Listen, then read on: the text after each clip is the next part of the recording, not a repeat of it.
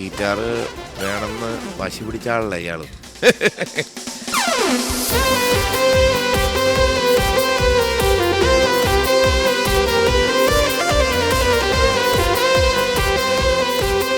അടുത്തേന്ന് കാല് തുടരുത്.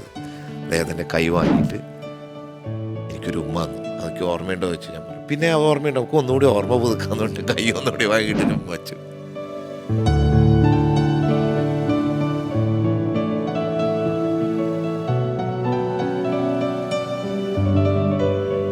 എനിക്ക് പൊതിച്ചോറ് ഭയങ്കര ഇഷ്ടമാണ്. പൊതിച്ചോറിൻ്റെ പ്രത്യേകത എന്താ? അത് വാഴലയാണ്. ആ വാഴലയുടെ ഒരു ഇഫക്റ്റ് കാണുമ്പോൾ തന്നെ എന്നെ സംബന്ധിച്ചോളം നൊസ്റ്റാൾജിക് ഫീലിംഗ് ആണ്. ഞാനൊരു 1-2 വർഷം ഞാൻ തകർന്നുപോയെന്ന് പറഞ്ഞാൽ ഞാൻ ഡിപ്രസ്ഡ് ആയിപ്പോയി. ഒന്നാമത് ബാലു പോയതിൻ്റെ വിഷമം, അവസാന നിമിഷം ബാലുവിനെ കണ്ടതിൻ്റെ പേരിൽ ഞാൻ കുറേ പ്രശ്നങ്ങൾ ഫേസ് ചെയ്യേണ്ടി വന്നു. എപ്പോഴും ഞാൻ ആയിരങ്കണ്ണുമായി വായിക്കുമ്പോൾ അവനപ്പം വരും, ബാലു വരും. അപ്പോൾ എൻ്റെ കൂടെ വായിക്കണ ഫ്രാൻസിസ് ചേട്ടൻ അല്ലെങ്കിൽ കൂടെ ഏത് വയലിനിസ്റ്റാണ് വായിക്കണ അവർക്ക് മനസ്സിലാവും എൻ്റെ കിളി ആ സമയത്ത് പോയിരിക്കുന്നത്.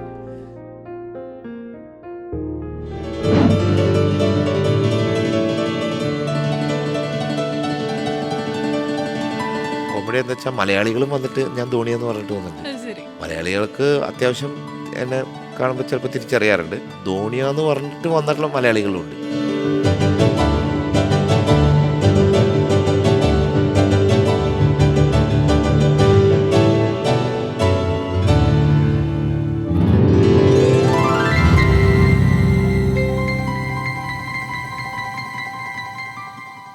വിരലുകൾ കൊണ്ട് മാന്ത്രികത തീർക്കുന്ന, വേദികളിൽ തീ പാറിക്കുന്ന സംഗീതപ്രേമികളുടെ ഹരമായ സ്റ്റീഫൻ ദേവിസിയാണ് റിപ്പോർട്ടറിൽ ഓണവിശേഷങ്ങളുമായി എത്തുന്നത്.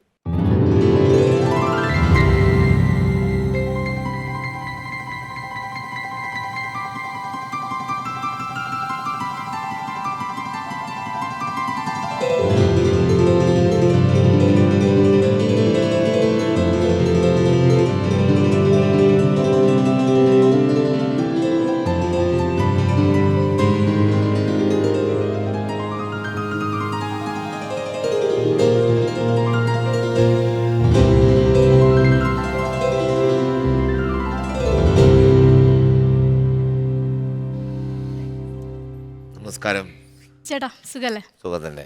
ഓക്കെ, എന്തൊക്കെയാണ് വിശേഷം? ഇപ്പോൾ ഓണമൊക്കെ എത്തി. ഓണത്തിൻ്റെ വൈബ് വേറെ ലെവലായിരുന്നു. ഞങ്ങളൊരു ഓണം പ്രമാണിച്ച് ലാലേട്ടൻ്റെ ഒരു ഷോ അമേരിക്കയിലുണ്ടായിരുന്നു. അത് പോസ്റ്റ്പോണ്ട് ചെയ്തു. അപ്പോൾ കുറച്ച് ദിവസം വീട്ടിൽ വെറുതെ ഇരിക്കുകയായിരുന്നു. നല്ല സുഖം ഉണ്ടായിരുന്നു വെറുതെ ഇരിക്കാൻ.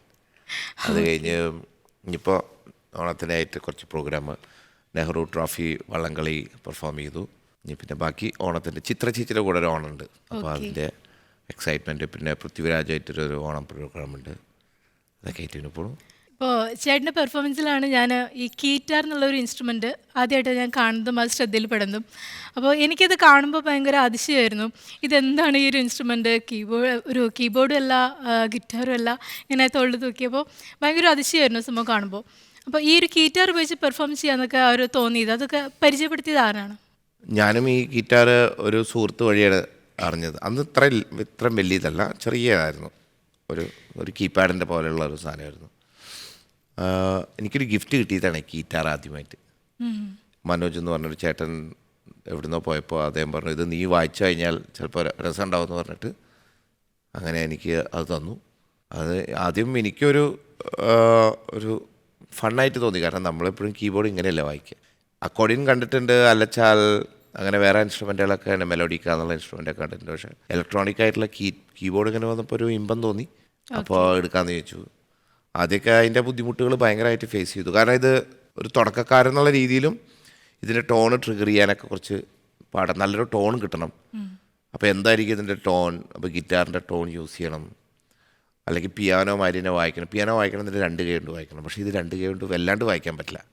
അങ്ങനെ വായിക്കാം, പക്ഷേ ഒരു കൈ ഇങ്ങനെ വെക്കണം. അപ്പോൾ ഒരു ലീഡ് വായിക്കുന്ന രീതിയിൽ വായിച്ചാലേ ഇതിനൊരു എഫക്റ്റ് ഉണ്ടാവുള്ളൂ. അപ്പോൾ അങ്ങനെ കുറച്ച് നാളെടുത്തു ഒന്ന് സിങ്കാവാൻ.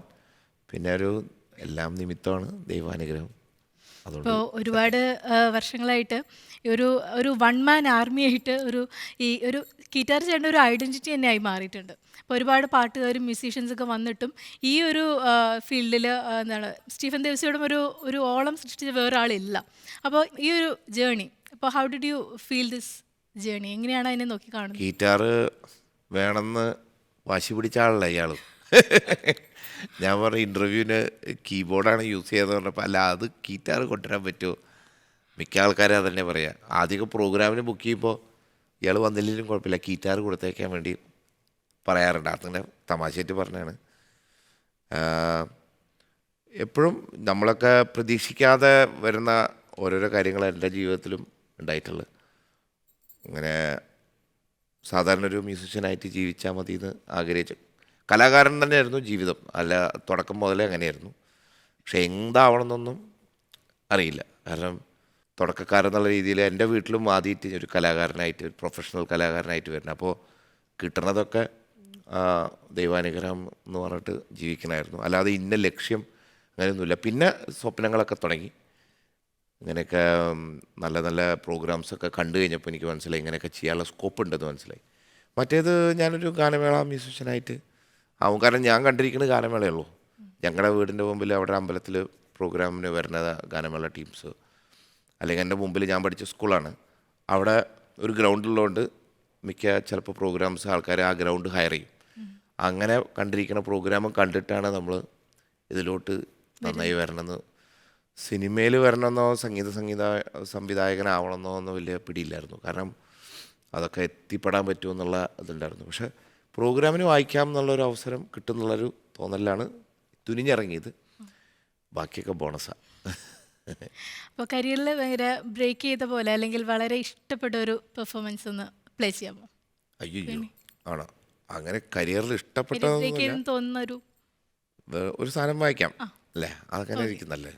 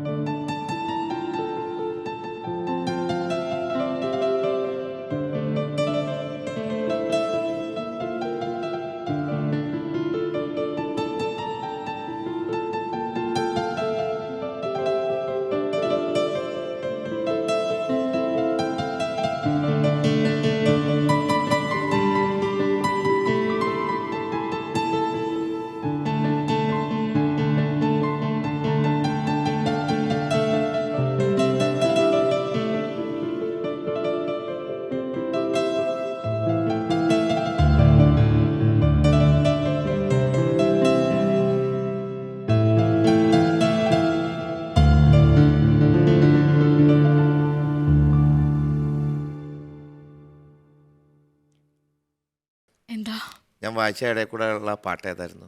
പച്ചക്കറിക്കായ തട്ടിൽ. ഓ വലിയ കുഴപ്പമില്ല, അറിയാം. അറിയാം. ചേട്ടാ, ഇപ്പോൾ താമസിക്കുന്നത് മുംബൈയിലാണല്ലേ? മുംബൈയിലാണ്. ആ. പക്ഷെ ഇപ്പോൾ എൻ്റെ ഒറ്റപ്പാലത്തിനടുത്താണ് താമസിക്കുന്നത്. എൻ്റെ അപ്പം അമ്മയ്ക്ക് നാട്ടിൽ വന്നത് ഇപ്പോൾ ഓണം പ്രമാണിച്ച് വന്നതാണോ അതോ? അല്ല, ഇവിടെ കുറച്ചാളായിട്ട് സെറ്റിൽ ചെയ്തിരിക്കുക. ഓക്കെ. എന്താ വെച്ചാൽ എൻ്റെ അമ്മയ്ക്ക് സുഖമല്ല. അമ്മയാണ് നമ്മുടെ എല്ലാം. അപ്പോൾ അമ്മേനെ ഇടയ്ക്കൊന്ന് പോയി കാണാൻ വേണ്ടിയിട്ട് ഒറ്റപ്പാലം നിൽക്കാൻ പറ്റില്ല. കാരണം എനിക്കെപ്പോഴും യാത്ര ചെയ്യണം.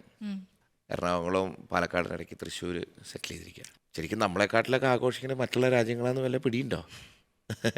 ആക്ച്വലി ഇങ്ങനെയുള്ള പ്രോഗ്രാംസ് വരും. പക്ഷേ ആൾക്കാരൊന്നുകൂടിയും അവിടെ വേറൊരു സ്പിരിറ്റാണ്.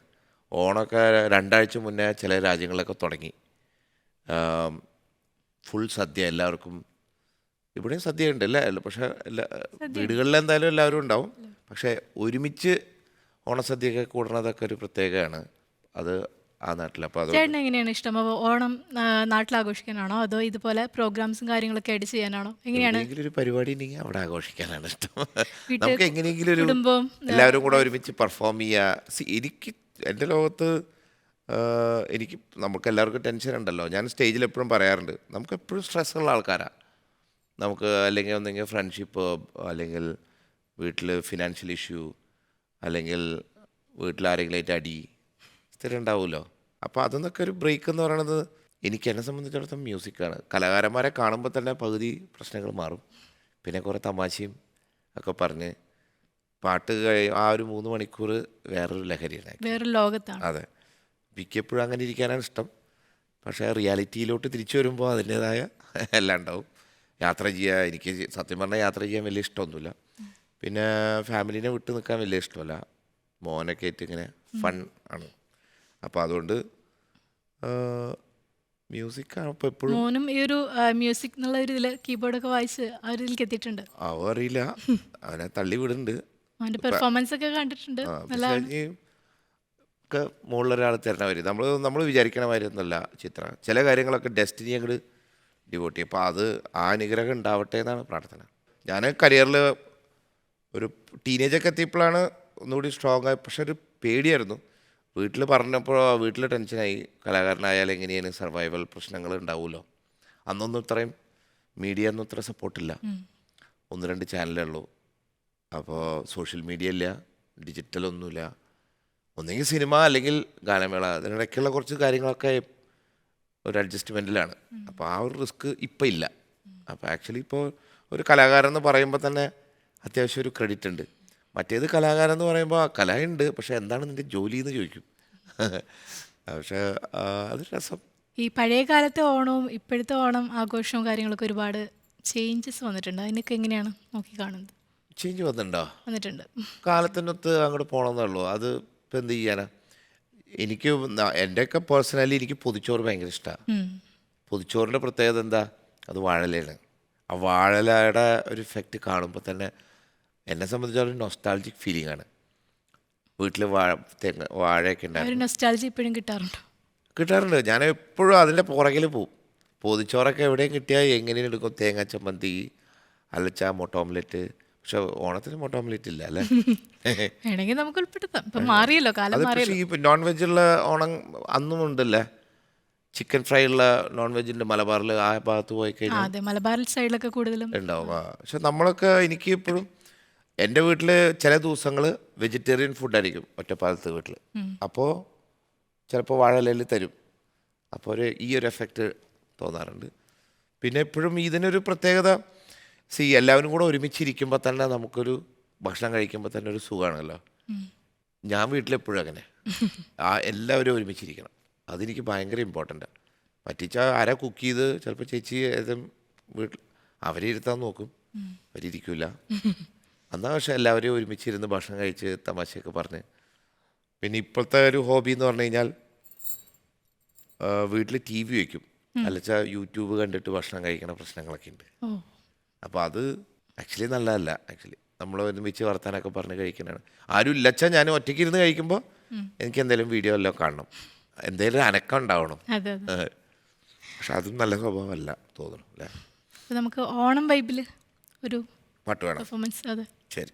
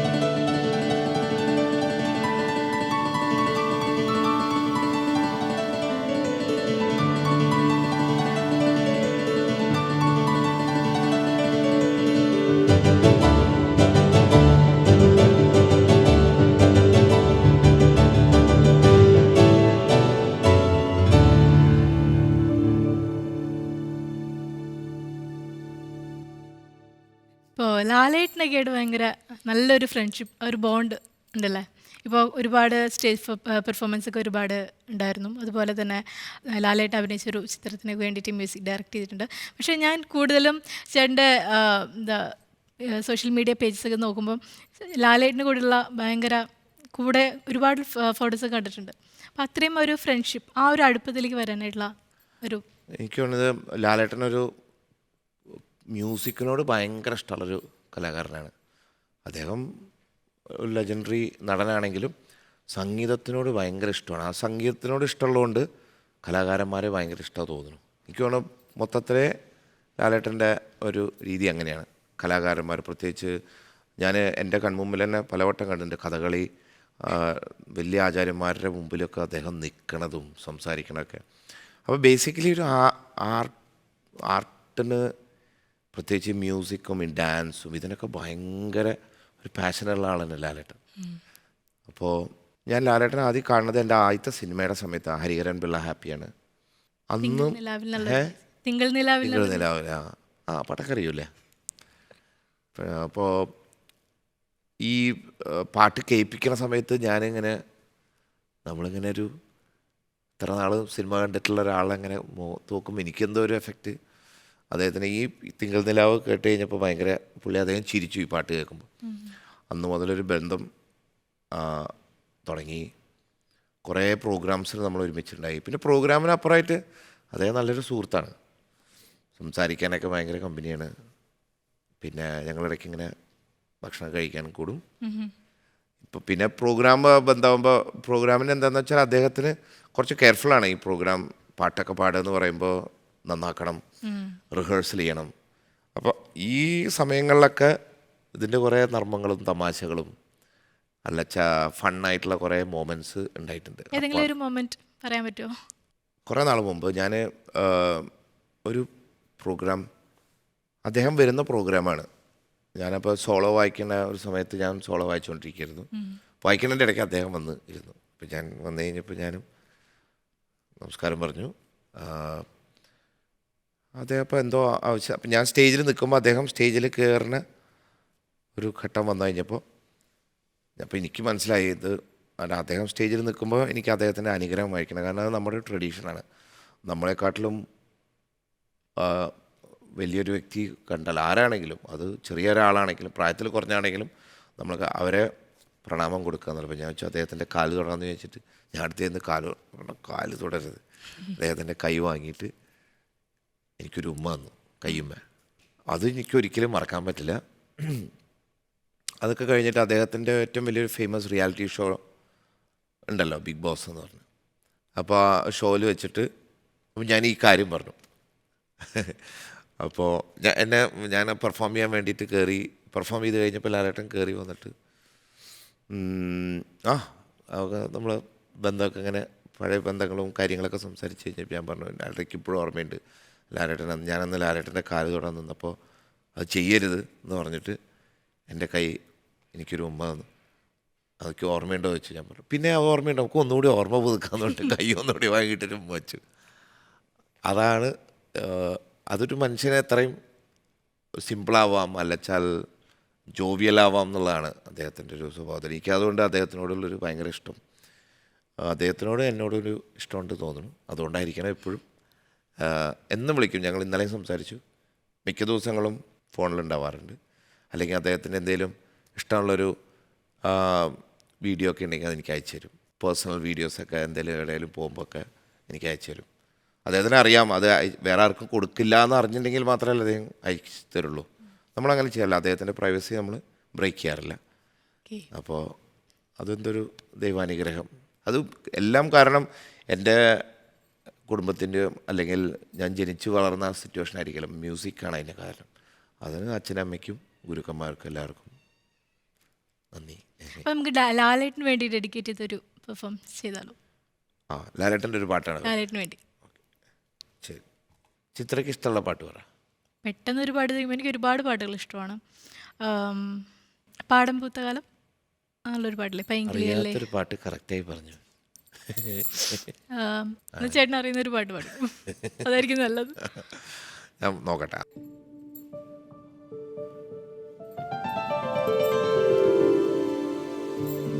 ആ ശരി അച്ചോട്ടെ.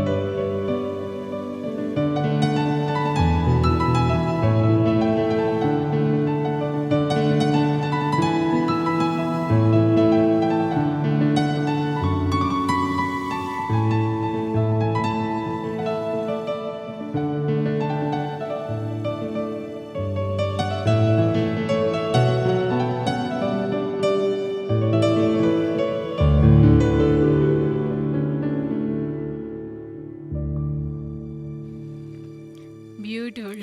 ഏതാ പാട്ടായിരുന്നു? ഉണ്ണികളെ ഒരു കഥ പറയാം. ശരി. അപ്പോൾ ചിത്രയ്ക്ക് വേണ്ടി ഞാൻ ലാലേട്ടനൊരു പാട്ട് പാടി വായിച്ചു.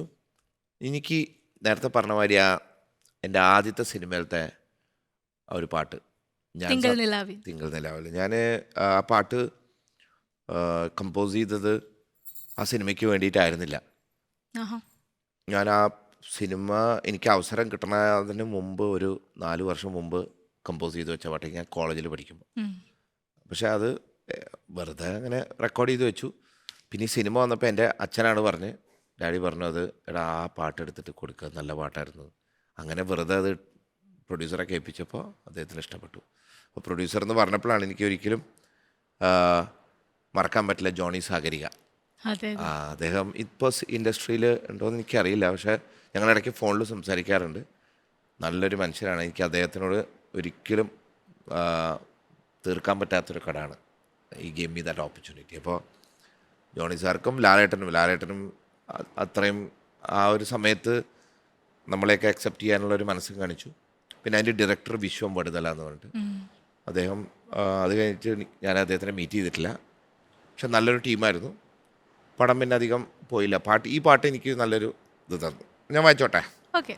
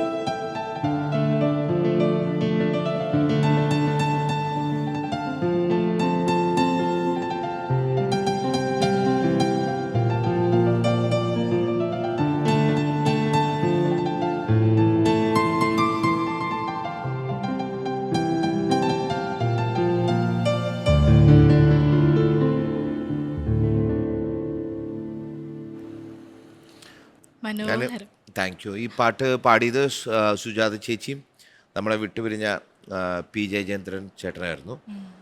ഇപ്പോഴും ആ റെക്കോർഡിംഗ് ഒക്കെ എൻ്റെ മനസ്സിലുണ്ട്. സോ താങ്ക് യു അതിലേക്ക് കൊണ്ടുപോയതിൽ. അടിപൊളിയായിരുന്നു. ഇപ്പോൾ ഫ്രണ്ട്ഷിപ്പിൻ്റെ കാര്യമൊക്കെ പറഞ്ഞപ്പോൾ നമുക്ക് മറക്കാൻ പറ്റാത്ത ഒരാളാണ് ബാലഭാസ്കർ. ചേട്ടനും ബാലുവും കൂടെ സ്റ്റേജിൽ കയറി പെർഫോം ചെയ്താൽ അവിടെ വലിയൊരു മാജിക് തന്നെയാണ്. വേറെ ലോകത്തേക്ക് നമുക്ക് എത്തിക്കും. അപ്പോൾ ഇപ്പോഴും സ്റ്റേജ് ഷോസ് ഒക്കെ ചെയ്യുമ്പോൾ ബാലുവിന് ചേട്ടൻ മിസ് ചെയ്യാറുണ്ടോ? ബാലുവിൻ്റെ ഒരു ഓർമ്മകൾ. സ്റ്റേജ് ഷോ അല്ല, മിക്ക ദിവസവും അവനെ മിസ് ചെയ്യാറുണ്ട് എപ്പോഴും.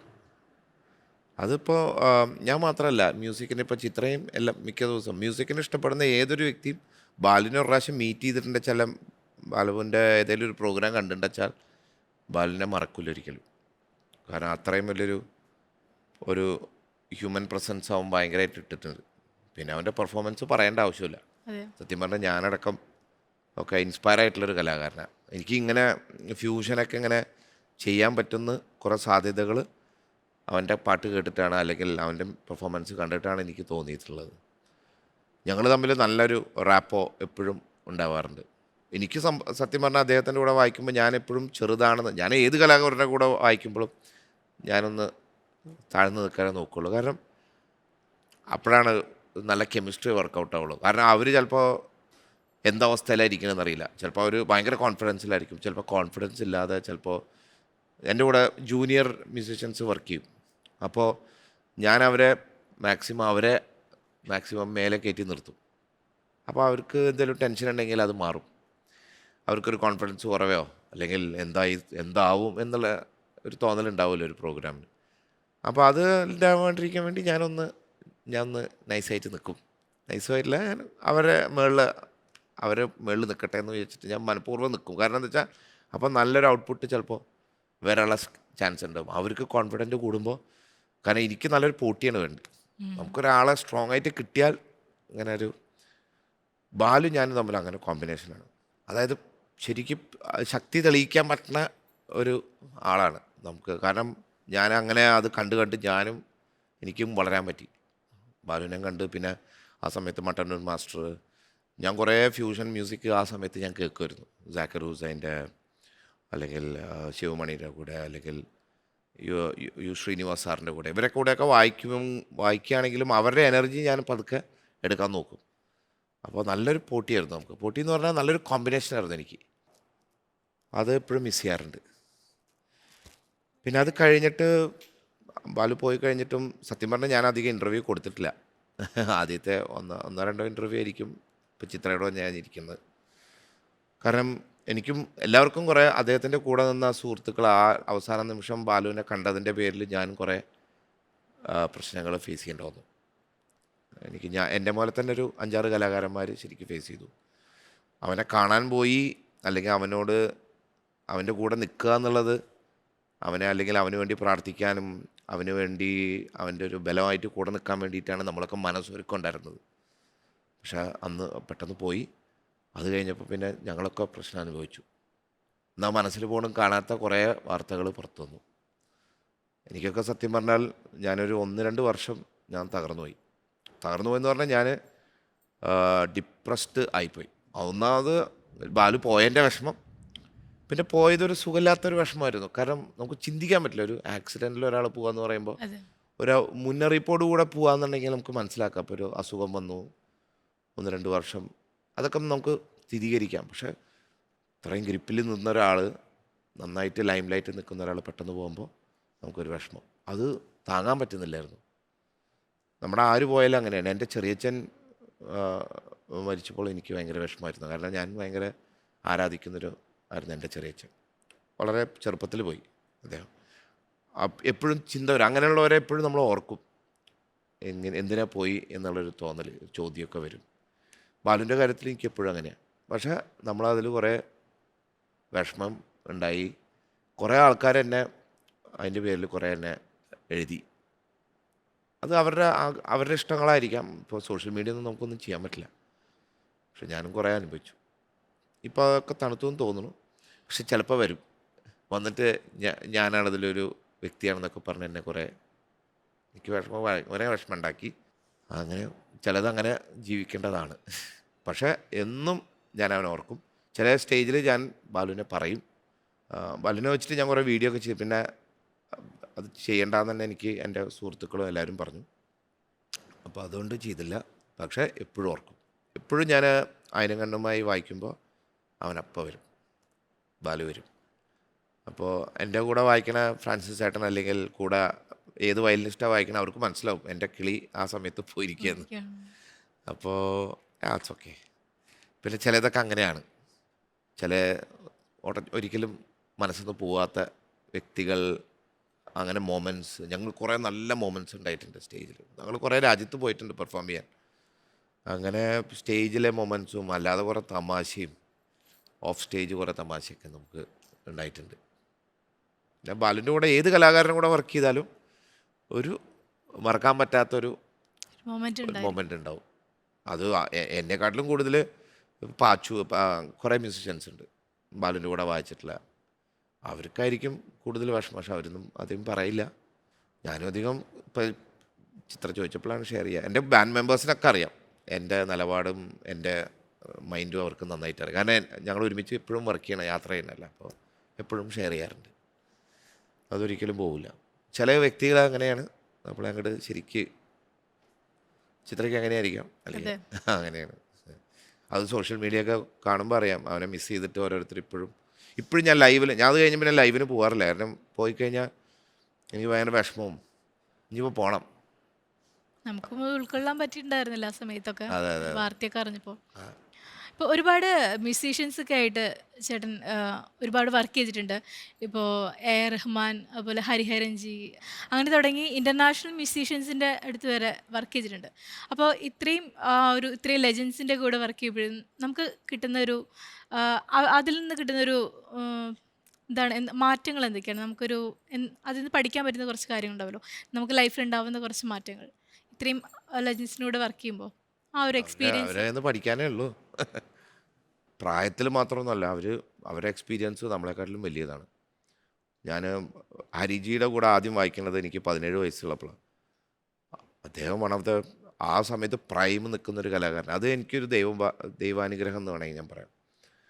നമ്മൾ മ്യൂസിക്കിൽ വരണേ ഉള്ളായിരുന്നുള്ളൂ. കരിയറിൽ തുടങ്ങുന്ന സമയത്താണ് അദ്ദേഹത്തിൻ്റെ കൂടെ വായിക്കാൻ അവസരം കിട്ടി. ഞാനൊരു 200 ഷോ ഹരിജിയുടെ കൂടെ ഒരു 10-40 രാജ്യത്ത് വായിച്ചിട്ടുണ്ട് ആ സമയത്ത്. എല്ലാ സ്റ്റേജും ഒരു പഠനമാണ്. ഒന്നാമത് ഹരിജി എന്നെ ഒറ്റ റിഹേഴ്സലിന് ഇരുത്തില്ല. പ്രത്യേകിച്ച് ഗസൽ പ്രോഗ്രാം ആണെച്ചാൽ ഒരു റിഹേഴ്സലിനും ഞങ്ങൾക്ക് റിഹേഴ്സലില്ല, സ്റ്റേജിലാണ് റിഹേഴ്സൽ. ചില പാട്ടുകൾ ഞാൻ ആദ്യമായിട്ട് കേൾക്കുന്ന പാട്ടുകളിൽ ഒരു ബീജിയൊക്കെ വായിക്കാൻ പറയും. അല്ലെങ്കിൽ ചില രാഗങ്ങൾ ഇപ്പോൾ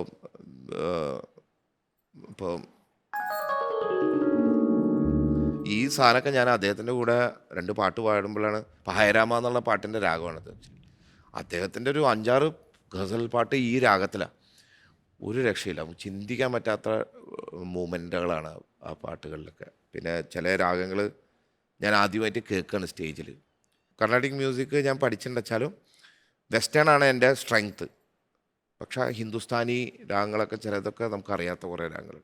അങ്ങനെയൊക്കെ അദ്ദേഹത്തിൻ്റെ കൂടെ എനിക്കൊരു അദ്ദേഹം എൻ്റെ ഒരു യൂണിവേഴ്സിറ്റിയാണ്, അങ്ങനെ വേണമെങ്കിൽ പറയാം. കറക്റ്റ്. പിന്നെ എനിക്ക് ഏറ്റവും അധികം ഞാൻ മ്യൂസിക്കലി ഞാൻ പഠിച്ചിട്ടുള്ള യു ശ്രീനിവാസ് സാറിൻ്റെ കൂടെ വായിക്കുമ്പോൾ, അദ്ദേഹം മരിച്ചുപോയി, ഒരു രക്ഷയില്ല. കാരണം അദ്ദേഹത്തിൻ്റെ കോമ്പോസിഷൻസ് ആണെങ്കിലും പെരുമാറ്റമാണെങ്കിലും ഈ പറഞ്ഞ പോലെ ബാലുവിൻ്റെ പോലെയാണ്, നല്ല ഭയങ്കര സ്വീറ്റാണ്.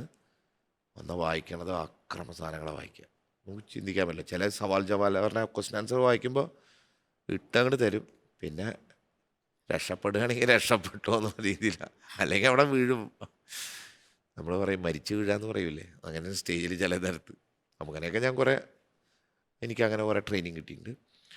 ഉമയാൾപുരം ശിവരാമൻ സാറായിട്ട് എനിക്ക് കുറേ നല്ല എക്സ്പീരിയൻസ് കിട്ടിയിട്ടുണ്ട്. ഞാൻ അദ്ദേഹത്തിൻ്റെ കൂടെ ഒരു 10-25 സ്റ്റേജ് പെർഫോം ചെയ്തിട്ടുണ്ട്. ഞാൻ അദ്ദേഹത്തിനെ ആദ്യം കാണുന്നത് തന്നെ 81-ാമത്തെ വയസ്സിലാണ്. 81-ാമത്തെ വയസ്സിലൊക്കെ ചിത്രം എന്തായിരിക്കും?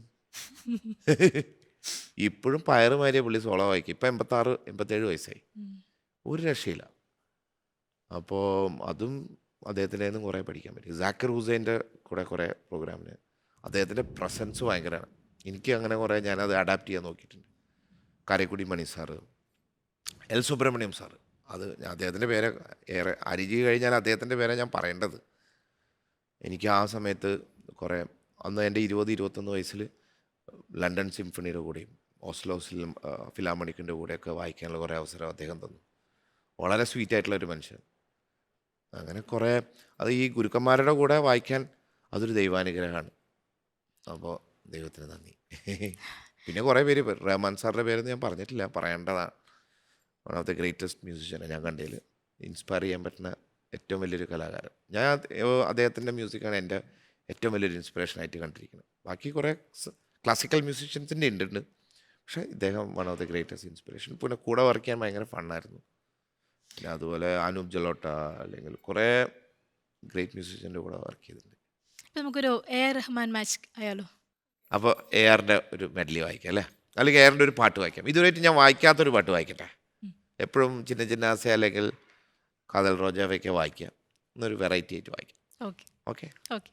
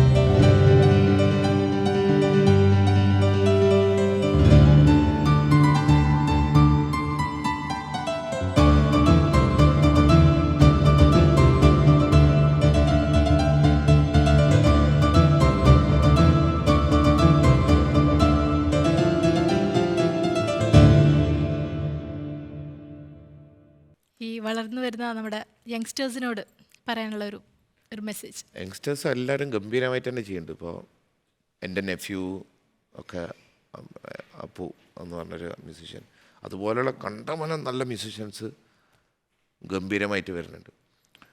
ഒന്ന് ഇപ്പോഴത്തെ അവർ തിരിച്ചറിയേണ്ട കാര്യങ്ങൾ, സോഷ്യൽ മീഡിയ എന്ന് പറഞ്ഞ സാധനം ഭയങ്കര പ്ലസ് പോയിൻ്റാണ് ആക്ച്വലി. അപ്പോൾ അത് നന്നായിട്ട് യൂസ് ചെയ്യാൻ പറ്റുകയാണെങ്കിൽ നത്തിങ് ലൈക്ക്. കാരണം അതാണ് ഇപ്പോൾ ഒരാളുടെ കരിയർ അല്ലെങ്കിൽ പ്ലാറ്റ്ഫോമായിട്ട് എല്ലാവരും ആരത് പുറത്തിറക്കും എന്നുള്ളൊരു ഓഡിയോ ലേബിളൊക്കെ ഉണ്ട്. ഇപ്പോൾ ഓഡിയോ ലേബിൾ ഇല്ല. ഓഡിയോ ലേബിൾ ഉണ്ടെങ്കിലും സ്വന്തമായിട്ട് ഒരു പ്ലാറ്റ്ഫോമിൽ അവരുടെ പേജ് ഭയങ്കര ഹിറ്റാവുന്നു, വൈറലാവുന്നു. ഫേമസിനെക്കാട്ടിലും വലിയ ഒരു പേരാണല്ലോ ഇപ്പോൾ വൈറൽ എന്ന് പറയുന്നത്. അതായത് സോഷ്യൽ മീഡിയ ഒരു കാലഘട്ടമാണല്ലോ. അപ്പോൾ അതുകൊണ്ട് അത് നന്നായി പോസിറ്റീവായിട്ട് യൂസ് ചെയ്യാൻ പറ്റും. പിന്നെ അന്നും ഇന്നും കണ്ടൻ്റാണ് എപ്പോഴും ഇമ്പോർട്ടൻറ്റ്. പിന്നെ ചിലവർക്ക് ഹാർഡ് വർക്ക് അധികം ചെയ്തില്ലെങ്കിൽ ഭയങ്കരമായിട്ട് എക്സൽ ചെയ്യാൻ പറ്റും. എനിക്കങ്ങനെയല്ല. ഞാൻ നന്നായിട്ട് വർക്ക് ചെയ്താൽ മാത്രമേ എനിക്കൊന്ന് പ്രിപ്പയർ ആവുള്ളൂ. എന്ന് വാമപ്പ് ഒക്കെ ചെയ്ത്, ഒന്ന് സത്യം പറഞ്ഞാൽ വാമപ്പ് ചെയ്തില്ല, രാവിലെ എണീപ്പിച്ചാണ്.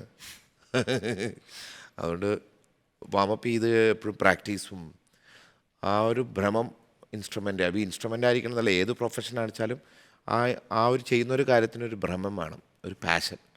അതുണ്ടെങ്കിൽ കലക്കും. അതെ, അത് ഇപ്പോഴത്തെ പിന്നെ തലമുറയ്ക്കൊക്കെ നമ്മൾ എപ്പോഴും അങ്ങനെയാണല്ലോ. ഒരു പുതിയ തലമുറ വരുമ്പോൾ നമ്മൾ പുറകിൽ നിൽക്കുന്ന തലമുറനെക്കാട്ടിലും എക്സൽ ആവാൻ അവർ നോക്കുന്നത്. എക്സലായിട്ട് കയറി പോകണം. അങ്ങനെ ഉണ്ടാവട്ടെ. ഇനിയും ഒരു ഫണ്ണി ക്വസ്റ്റ്യൻ ആയാലോ? ഈ MS ധോണി എന്ന് പറഞ്ഞിട്ട് MS ധോണിയാണെന്ന് തെറ്റിദ്ധരിച്ച് ആരെങ്കിലും വന്ന് പരിചയപ്പെട്ടിരിക്കുന്നുണ്ടോ? ഇഷ്ടംമാതിരി.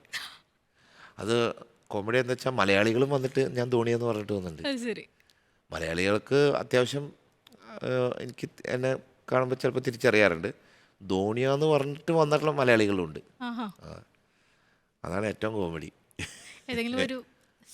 ഞാൻ അദ്ദേഹത്തിന് IPL പെർഫോം ചെയ്തിട്ടുണ്ട് ഒരു പ്രാവശ്യം. അപ്പോഴാണ് ഞങ്ങൾ ഒരുമിച്ച് നിന്ന് നേരിട്ട് കാണുക. അത് ഞങ്ങൾ വായിച്ചുകൊണ്ടിരിക്കുമ്പോൾ അദ്ദേഹം ഓഡിയൻസായിട്ട് വന്നിരുന്ന. അപ്പോൾ അദ്ദേഹത്തിനെ കളിയാക്കിയിട്ട് വേറെ ക്രിക്കറ്റേഴ്സ് പുള്ളീനെ അവിടെ നിന്ന് കോമഡി പറയുണ്ടായിരുന്നു. അതെന്താന്ന് പറഞ്ഞത് എനിക്കറിയില്ല. പക്ഷേ എല്ലാവരും എന്നെ ധോണിയെന്ന് പറഞ്ഞ് അത് നല്ലതാണല്ലേ. എനിക്കൊരു പ്രാവശ്യം ഒരു ഫ്ലൈറ്റിൽ അപ്ഗ്രേഡ് കിട്ടിയിട്ടുണ്ട് അദ്ദേഹം എന്ന് പറഞ്ഞിട്ട്. എന്നിട്ട് ഞാൻ കുറേ വന്നിട്ട് പറയാൻ ശ്രമിച്ചു ഞാൻ അദ്ദേഹം അല്ലാന്ന്. പക്ഷെ അവർ വിചാരിക്കണത് പ്രൈവസിയുടെ പ്രശ്നം കാരണം പറയാഞ്ഞിട്ടാണെന്ന്. ഞാൻ എൻ്റെ പാസ്പോർട്ടും കാണിച്ചില്ല. പക്ഷെ ചിലർ പ്രൈവസിയുടെ അല്ലാന്ന് പറയുമല്ലോ. ഞാൻ ക്യാപ്പൊക്കെ ഇട്ടിട്ടാണ്, ഞാൻ സാധാരണ ക്യാപ്പ് ഇടാൻ യാത്ര ചെയ്യുക. പിന്നെ ഞാൻ അങ്ങനെ ഇരുന്നു ധോണിയെന്ന് പറഞ്ഞിട്ട്. ഇപ്പോൾ കരിയറിൽ ഇനി അച്ചീവ് ചെയ്യാനായിട്ട് എന്തെങ്കിലും ഒരു സ്വപ്നം ബാക്കിയുണ്ടോ?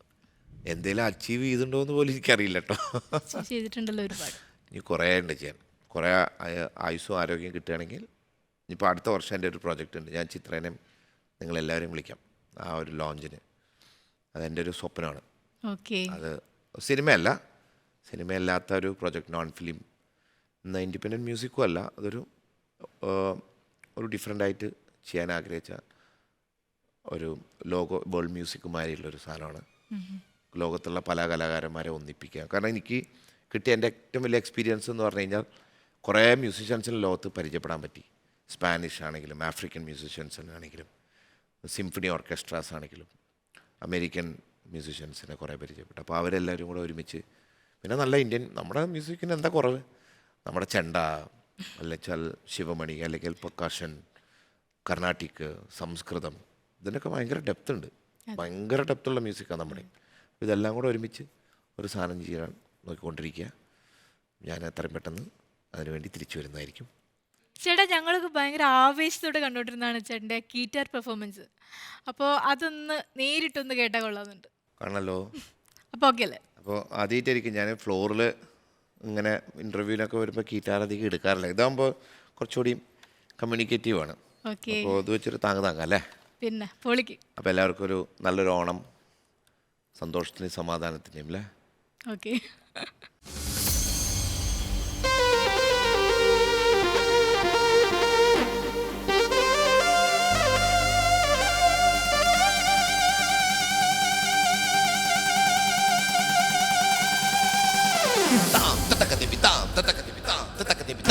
Tam,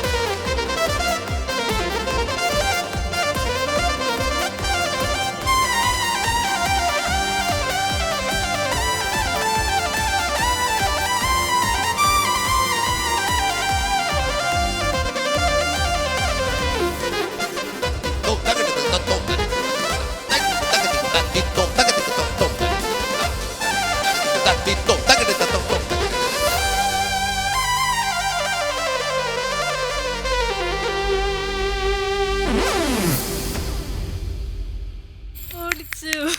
അടിപൊളി. Thank you. അപ്പോൾ ചേട്ടാ ഹാപ്പി ഓണം. ഹാപ്പി ഓണം എല്ലാവർക്കും.